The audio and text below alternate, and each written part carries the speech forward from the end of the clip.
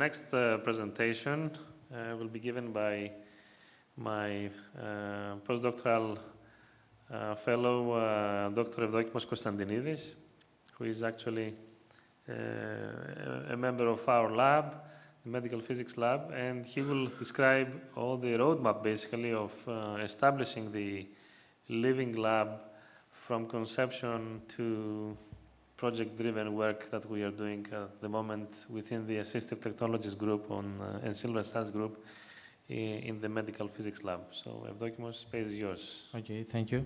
As Panos said, I will try to show you the roadmap from pilot trials for a specific project to a living lab for openness to external research group projects and SMEs and participants.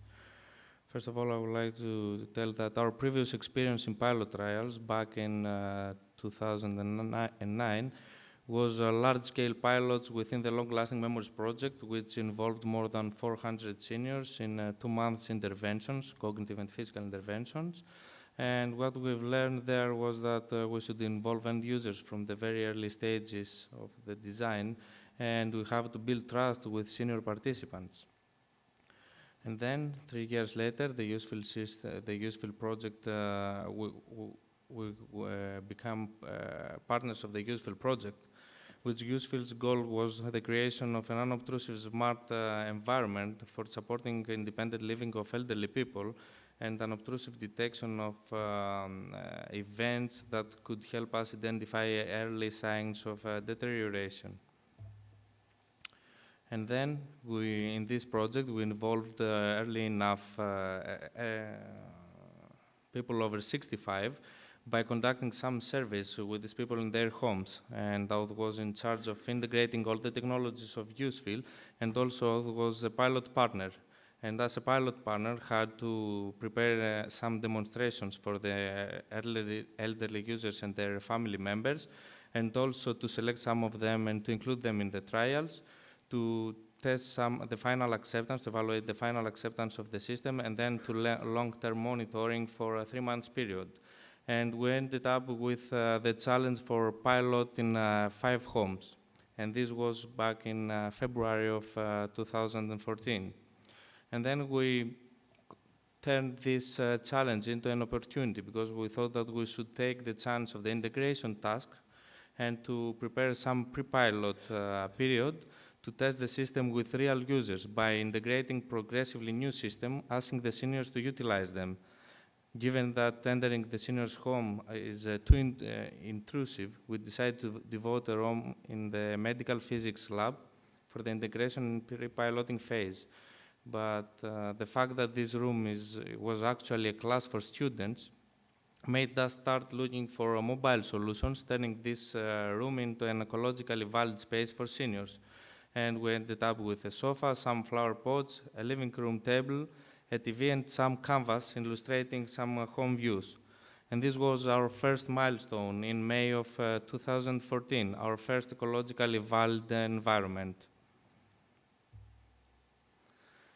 During this project, we recruited for seniors, and the recruitment brought 5 seniors for the initial testing. The seniors went through through a number of daily activities, lasted for 1.5 hours, and the seniors were visiting the lab for 10 times. At the end of the pilots with the 5 seniors, we came up with a large list of problems, issues, and suggestions from the seniors, which have been forwarded to the responsible developers and partners.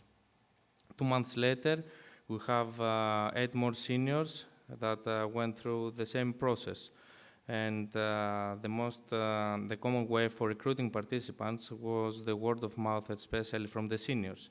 So from July to October of 2014, we have pilot trials with 13 users for a specific project, for the USEFIL project. I will show you a video of the pilot trials within our first ecologically valid environment.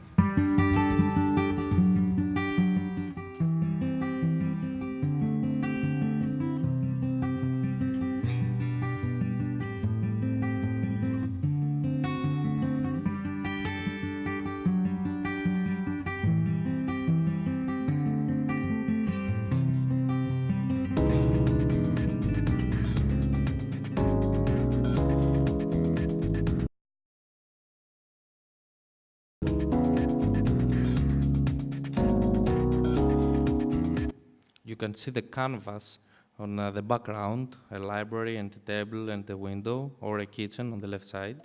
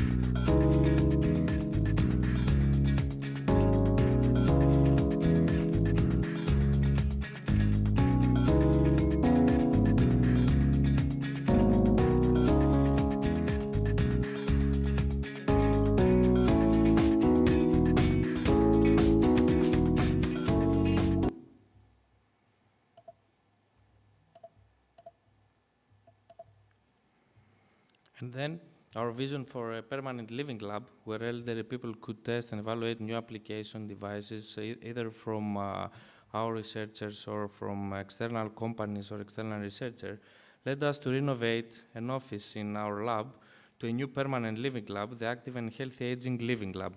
And this was our second milestone in November of 2014. And then 2 seniors came and followed the same process with the previous seniors, and this happened 1 month later in December of 2014.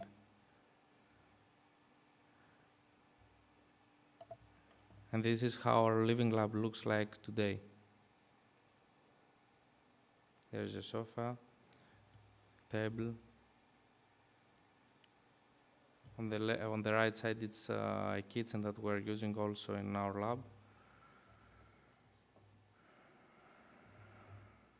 I'll move forward. And this is the infrastructure of our living lab. We have a smart TV, we have a Kinect, an Android box, television box, tablet, a smartphone. We have some cameras, we have a smart mirror, and we have a fisheye camera on the ceiling. And we have developed some technologies like the CC framework to facilitate the intercommunication of all the devices. And then in January of 2015, we came up with a large number of datasets coming from 15 seniors of about more than 100 sessions, 1.5 hours per session. And we have datasets, we came up with datasets of Kinect, RGB image and skeleton, with a smart mirror, with facial signs, datasets from an IP camera, from the acceleration from a smartwatch, the center of balance from the Wii balance board, health measurements, recordings and usage of a tablet, and a smart TV information like whether the smart TV is turned on or off. And apart from the daily activities, our team during all these trials was developing a new Excel gaming platform. And the seniors were asked to participate in a short gaming session at the end of the daily activity session. And this is in the video when you saw people moving, taking this exercise. And so the web feed for all involved seniors early enough. And this was very important because, like for instance, the developer created a game where the players had to put their arms down. And the game had worked perfectly until it was tested by the seniors. And this was then attributed to the fact that the developer was thinner than the senior participants, and so the angle was different.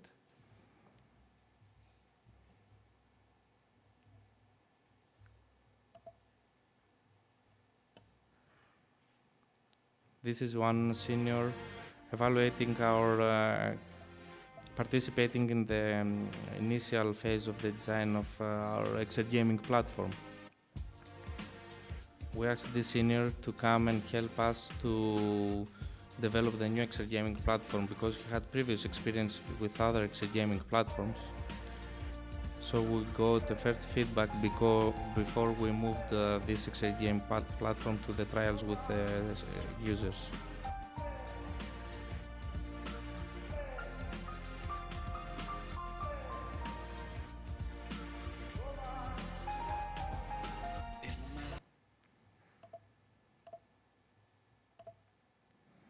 And then in January of 2015, having already built trust with the seniors that participate in the pilot trials, 5 of them opened their homes to us, and therefore the USEFIL tools, application, and hardware deployed in their homes.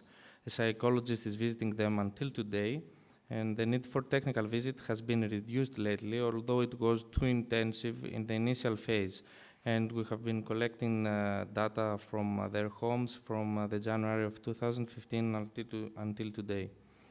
And the transition seemed very hard in the beginning because the low equipment reliability led to time-consuming maintenance of the system, and this is that we visited too many times their homes.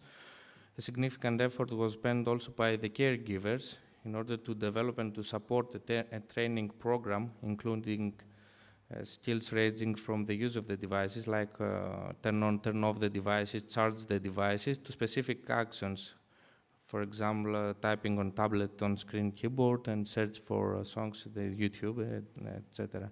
And we found out it was vital to maintain active personal relationship with the participants. The hardware in the homes were similar to the one that was used in our living lab.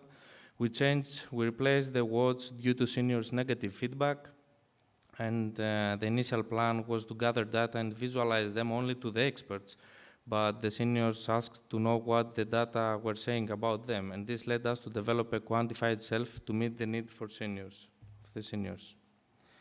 And then in July of 2015, a research team in our lab wanted to investigate whether an algorithm could identify the most visited locations in a living lab. And given the fact that when pilots are not in progress in our living lab, the room is also serves also as a kitchen, a resting room, and meeting room for the personnel of the lab of medical physics. The living lab was utilized for the experiment. So the movement of every person in the living lab was captured for a month. And the algorithm has been tested there and tuned so to be as accurate as possible. And then it was deployed in the home of the seniors, and it's collecting data until today. And at this point, we realized that maybe we missed the opportunity to test all these new ideas in the 15 seniors that had came before in the pilot trials. If we had been more careful 1 year ago, we could have tested all our new algorithms with 15 real seniors.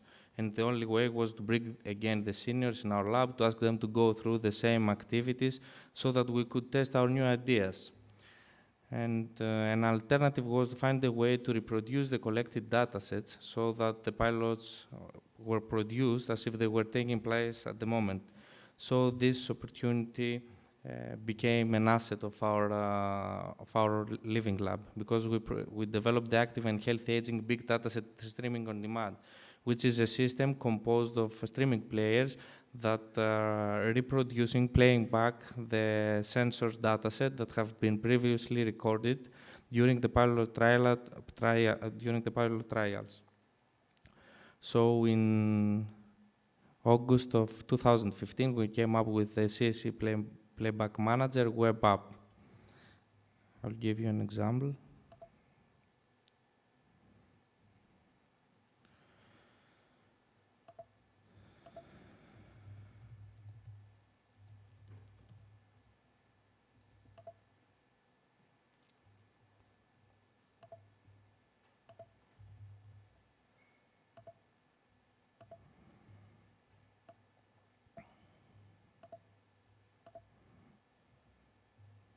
This is a dataset that has been recorded to facilitate an internal project that I will show you later.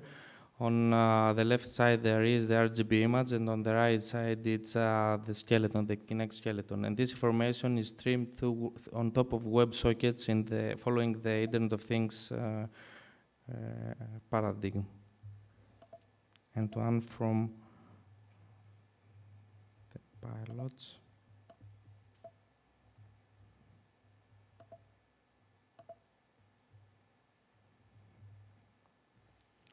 Here is a senior participating in some gaming sessions within the first ecologically valid environment.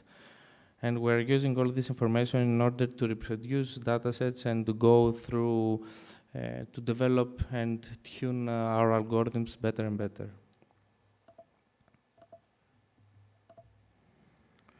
And then in August of 2015, we participated in the Open Living Lab Days. And we saw what is going on with the living labs all over the world, and we understood what a living lab is. And we met with important and experienced people, and the experience from the Open Living Lab days influenced our living lab strategy. And now we are focusing on applying for the annual membership in the 10th wave. And then we had to plan to schedule the pilot trials for the ANCAP project. The ANCAP project is a platform based on open industrial standards, leveraging on existing technologies for biosensing, indoor-outdoor localization, and home automation. And AUTH is a core pilot partner in this, where AUTH has to pilot different gaming interventions with more than 200 elderly users. And we have decided that 60 of them will participate in the Living Lab trials from April of 2016 to December of 2017. And apart from the gaming sessions, they will go through some daily activities in order to have a more concrete protocol. And the scheduled pilot trials for the next 1.5 years gave us the opportunity to organize more piloting activities.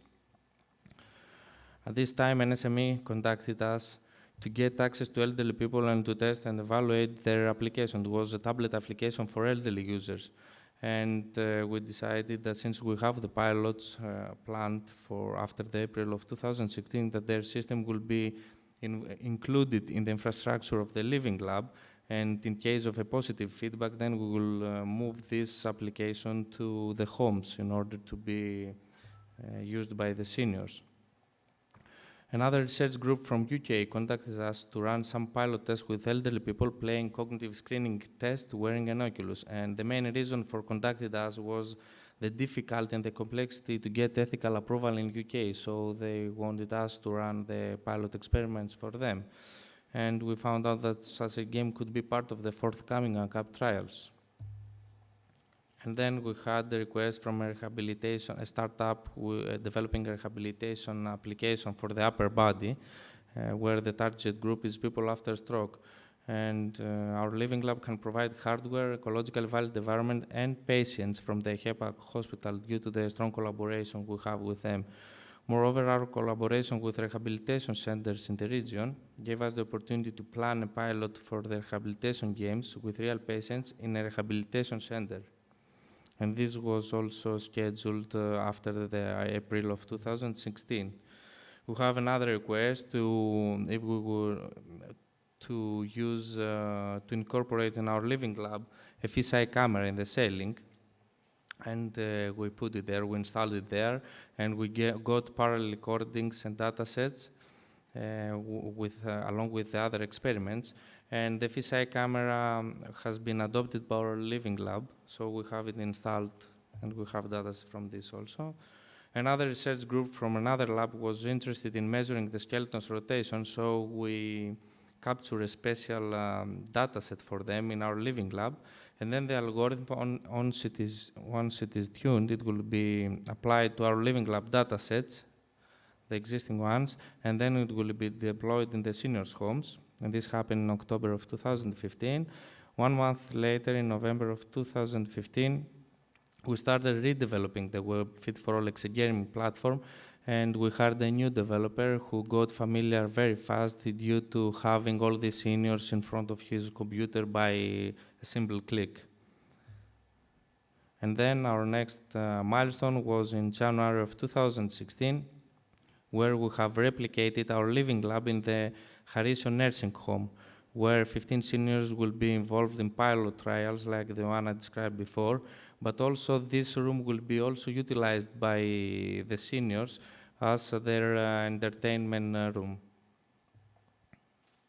Again, we have been conducted by an SME in order to test an almost final product just before entering the market, a smart solution supporting healthcare for elders based on voice recognition and commands.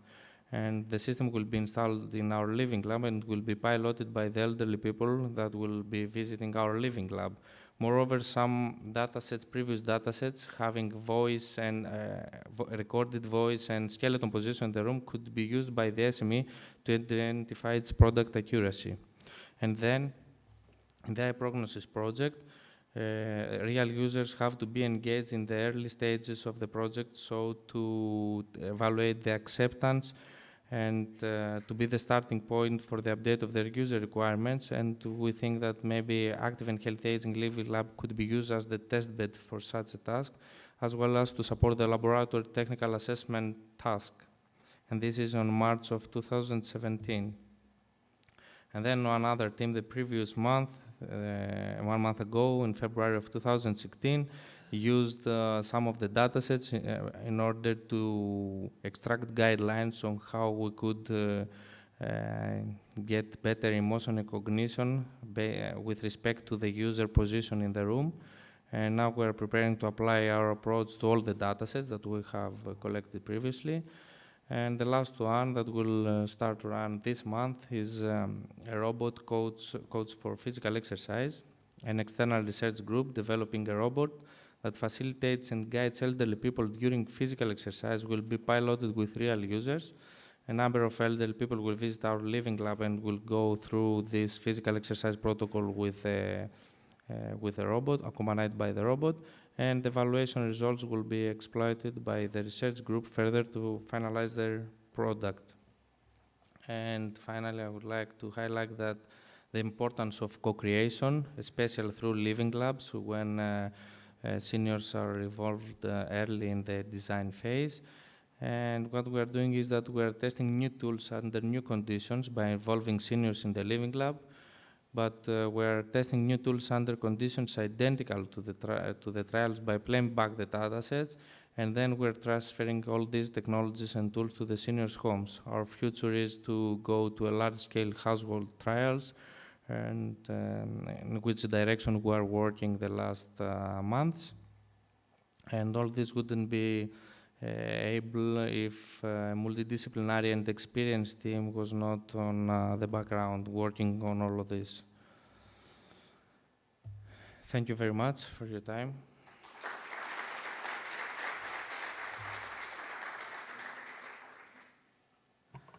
Thank you, Evdokimos, for the going back in time and showing everything we do.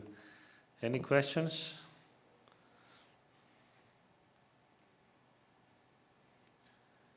No? What do you think is going to happen in 2 months' time in this living lab? 2 months' time, let me see. We have the timeline, it's full of colors.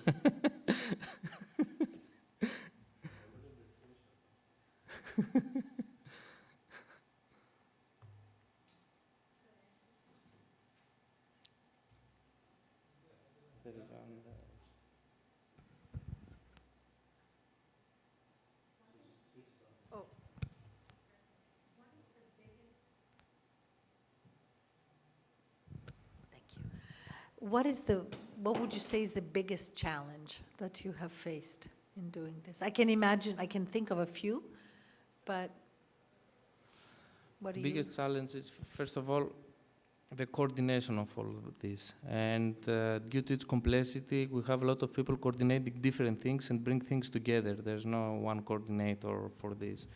Every researcher organizes something, communicates with the others, shares his ideas, and then we're trying to go to co-pilot things.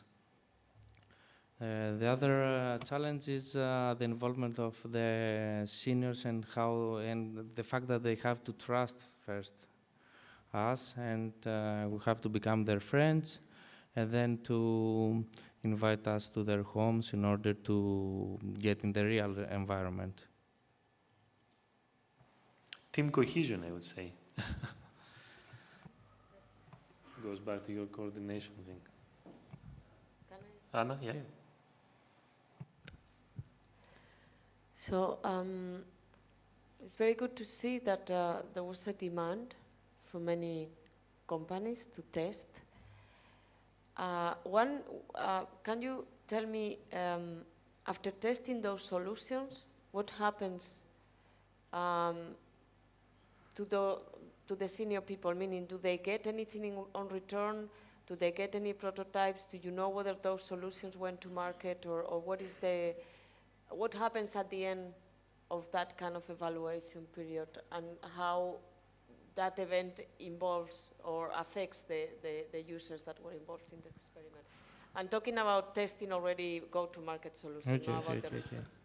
Some of the applications that we evaluated, especially in the USEFIL project, at the end of the project and the evaluation, we left the hardware and the application to their homes. The users that are using our USEFIL product, let's say, they have the hardware and the infrastructure is left to their homes forever. So, and that was also an incentive for them to accept it, because we told them that you have 40 inches television to your home if you accept to collaborate with us. And as for the SMEs, we will give them back the evaluation results, and they can do whatever they want. But most of the times, if you build a strong collaboration with these SMEs, then we will come back and we'll ask again to test this with the different conditions, and so there is not something that stops the collaboration. We continue the collaboration. The seniors feel also that they are helping the research community, so they participate also for this reason. They say, okay, I'm not interested in getting a smart TV, but I would like to help you to get better. And also this, maybe it's an incentive for them too, to participate.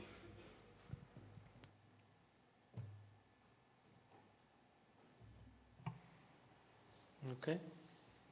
Any other question? Okay, thank you very much, Evdokimos.